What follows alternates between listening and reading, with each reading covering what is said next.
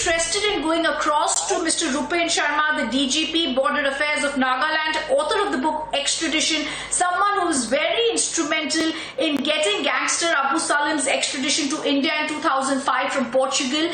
Mr. Sharma, I also want to give you a background here. Several times we've seen Abu Salim, who's been produced in the Patiala House Court for his hearings. I've spoken with him several times, though he's been very curse, but it's very evident that they are trying to find some loophole in the law to ensure that he goes back to Portugal. In fact, I've also been told that they want the Malia case to be linked to this case so that Abu Salim is sent back to Portugal, because that is an endeavor that they are trying. I want to ask you what the circumstances were in 2005. Like Mr. Salve has told us, diplomacy here has played a key role, but also how soon can we have the 72 economic offenders be brought back to India, sir?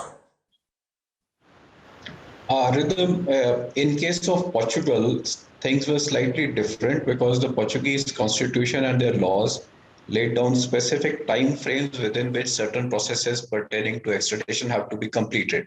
So we had sort of clear timelines about what time it will take for Abu Salim to be brought back. So it was about a year, but then you take into account the writ petitions, and also it went on for about 2 years.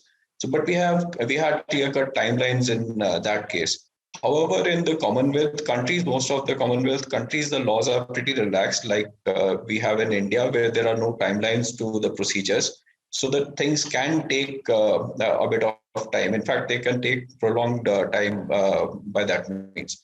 However, on this case, on Mehul Choksi's case, let me reiterate that deportation is something for which citizenship is important. Citizenship is not a factor in case of all three countries, in case of India or Antigua or Dominica, for purposes of extradition. All three countries allow extradition of their own nationals. So I would again reiterate that extradition is a safer bet, where the issue of citizenship will not come into play for his extradition either from Dominica or from Antigua. Whereas for the purposes of his deportation, things like citizenship will come into play. So if we bring into play the aspect of deportation may be quick. But as Mr. Agarwal pointed out, the deportation, as per even the Dominican laws, it says that he'll be sent to the port from where he embarked. Now, in that case, the port of embarkation could be Antigua, so he could be sent back to Antigua. The only way he could be sent back to India is if Antigua withdraws his Antiguan citizenship. Then, as I said, that he by default becomes an Indian citizen, and in that case, Dominica may be tempted to send him back to India. But I would suggest, strongly recommend that I have a feeling that the evidence will be very strong against him.